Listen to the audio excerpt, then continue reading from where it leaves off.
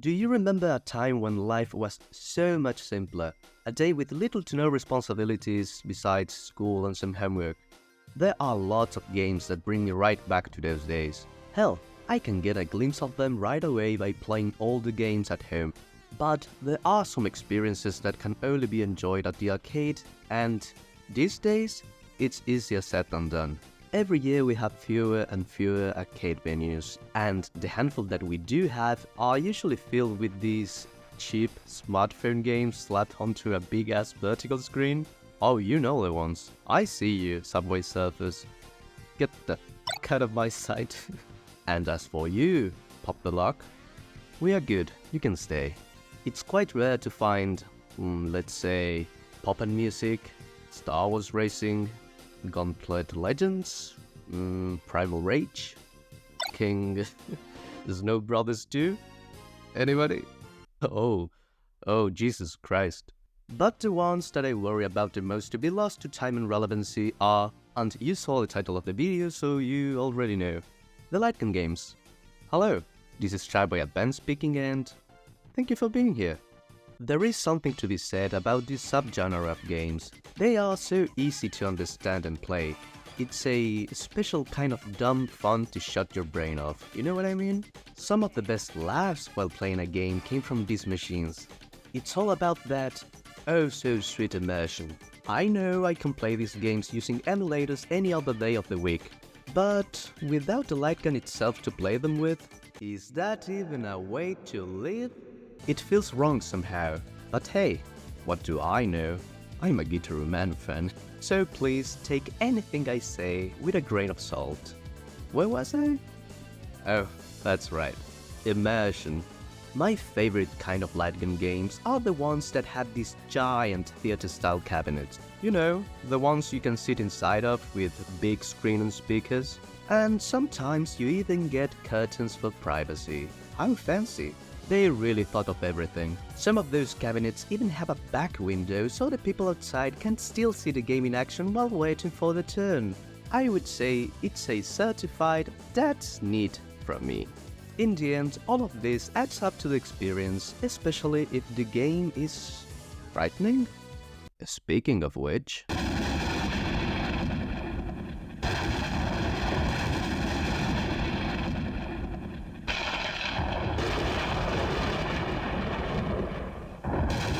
I know it doesn't look like much nowadays, but for a kid, in 1997, it was absolute terror.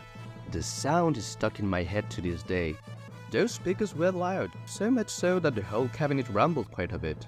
It all adds to the immersion, mood, and atmosphere. I felt like I was actually inside of one of those cool Jurassic Park SUVs. A spared no expense quote from that movie, Jurassic Park. Even though it was kind of intense for me as a kid, it really was one of my go-tos. Jurassic Park is one of my favorite movies, just as dinosaurs are one of my favorite things in general. So please, tell me your favorite dinosaur down in the comments. And I know this game is based on the Lost World Jurassic Park, and I know that is a fun, but albeit very flawed movie. Jeff Goldblum yawning transition and something Velociraptor Olympic kicking. Having said that, this game is so much fun. I have this tutorial screen with the raptor literally printed on my retinas. The sound design in this game is brilliant. Show the logo, Shyboy.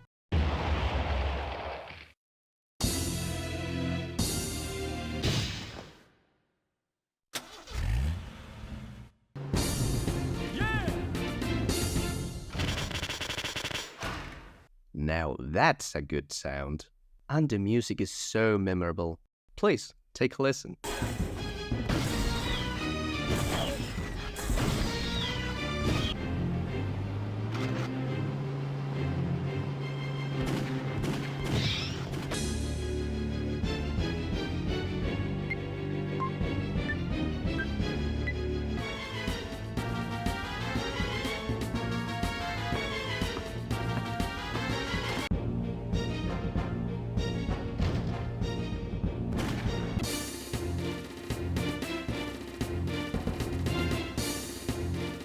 composer did an amazing job capturing the John Williams style for this game. While not one-to-one, it does sound like it belongs to Jurassic Park. The graphics, animations, the visual effects and art direction are pretty much second to none. The game looked amazing back in '97, and I think it looks great to this day. Some of the models, especially the ones of the T-Rex, had very impressive texture work and polygon count. Oh, and the lighting? Just take a look at this! It's forest! I love these particle effects. They have an oomph similar to the effects found in the Tekken series, you know those ones? Very exaggerated. And I wouldn't have them any other way. They help each shot pack a powerful punch with great visual feedback to the player. And all of this in 60 FPS thanks to Sega's Model 3. In '97! This came out in '97.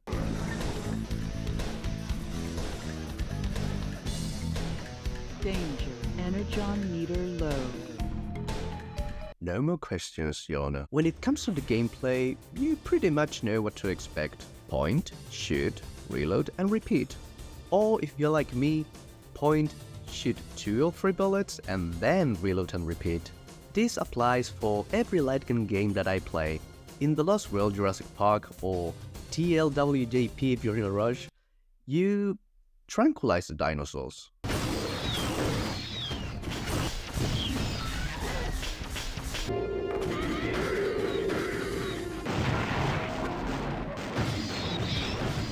Anyway, the moment-to-moment gameplay is very snappy given that 90% of the enemies are raptors. They spawn in packs and they run pretty quickly at your face, as you would expect. Then we have the pesky little compies.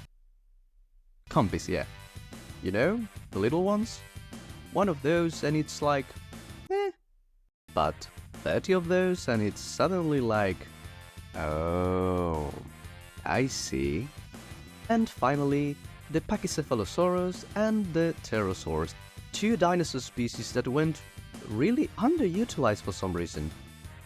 What you gonna do? I think this was the first time I came across the old trope of shooting these little circles before the time runs out. It's pretty much the main mechanic in boss sections, but other times I use in more unconventional scenarios.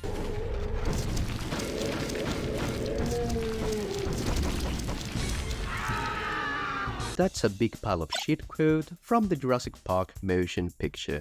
By the way, this game has great boss fights. I mean, not so much in gameplay mechanics, because you know, shoot the little circles before the time runs out.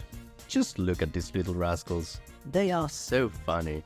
We have the original and iconic T-Rex, a classic giant croc a la Resident Evil 2, this funny fella that scared the living shit out of me as a kid. But you know what, mate? You're hard to love, but harder to hate. And the T-Rex was so good they even used it twice. And then a third time with an Echo Fighter. Oh, what a great game. There's something funny that pretty much every good light gun game have in common, and that is the awful voice acting. They wiped us out. You've got to say Ian and Sarah. Where's Sarah and Ian? They went to the laboratory. Look, Ian and Sarah. Help! Good job. You can find them with this detector. Ian! Sarah! They went down this slope. What the? Mom's very angry. Ian and Sarah. Ian! Sarah! Oh dear. She's called her mate. I don't want to die. My God. Don't come. Don't come. The House of the Dead. This is one of my favorite games of all time. It's definitely like, top 30. Yeah, that sounds about right. What can you even say about the House of the Dead series? One of Sega's best franchises in my opinion. What's up with Sega being like the king of light gun games? They are so good. I can name like 20 of them on top of my head right now, so here goes nothing. Let's Go Jungle, Let's Go Island, Bit Took Up 2, Bit Took Up 3, The Ocean Hunter, Ghost Squad, Sega Golden Sun, Lupin the Third, The Shooting, Transformers, Human Alliance, Transformers, Child Rising, The House of the Dead, The House of the Dead 2, The House of the Dead 3, The House of the Dead 4, The House of the Dead Overkill, Loving Dead, The House of the Dead EX, The House of the Dead Scarlet Dawn, Alien Free the Gun. So, anyway, I played every game in the series. I like 4, Scarlet Dawn and EX, and I love 1 and 3. But my heart really belongs to 2. Just like The Lost World, this game oozes with charm from start to finish. It's so fun and funny at the same time. The setting, it's actually pretty interesting. It's a unnamed Italian city with a lot of canals and a Colosseum. Huh. This gives the game a very distinctive look. The buildings and the shop have a lot of care and detail put into them. I would say it's another certified "that's neat" from me. You can make the argument the game is too grey and brown, like a Xbox 360 and PS3 era game, like it kinda looks dull. And I would say the same, but non-derogatory. But I think the color palette gives the perfect look for this game. After all, it really helps to sell the dread and solitude of the zombie apocalypse. The zombie models are wonderful all around. Each one has a distinct design and animations with very impressive detail on a technical level, just like in Jurassic Park. But this time with 16 times the detail, and all of this in 60 FPS thanks to Sega's Naomi. In 1998. This came out in 98.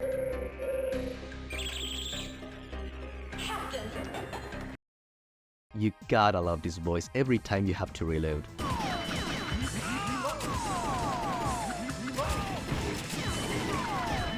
And Goldman. Oh my god, Goldman. It's me, Goldman. People of the AMS. I am Goldman. Look, at your right. Well, friends, I look forward to meeting you people again. Our Emperor shall awaken soon. Hurry, friends. At last, you've come. Friends, I've been waiting for you. Friends. Goldman! Man committed a sin, disturbing the life cycle of nature. The original sin that man is responsible to protect the life cycle. I have made a creature to rule over mankind. This is the final battle. Farewell, friends.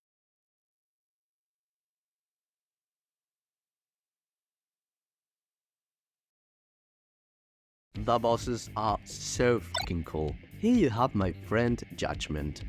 Is Judgment the demon? The armor? Both? I don't fucking know. I always wait for the demon to be at the top of the armor to shoot it at the very last second. It really works every time. That was a pro tip from your pal, ShyboyAdvance. Ah, look at this guy, he looks so happy to be here. He knows what he's doing. What I love about Tower is the incredible stock sound effect they choose for it. Jesus Christ. We have a cameo for the final boss from the first game, and finally... Show yourself! Our new ruler, the Emperor!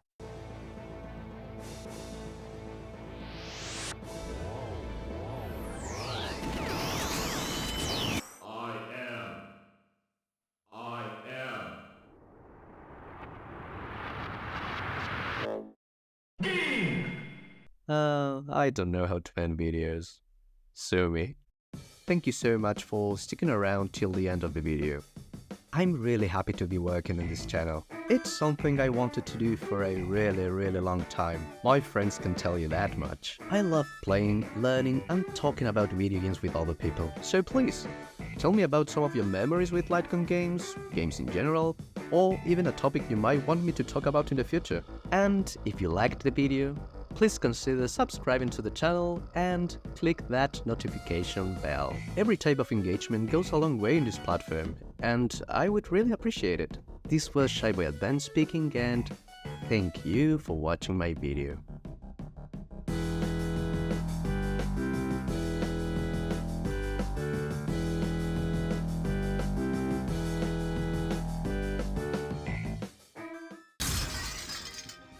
It's too quiet.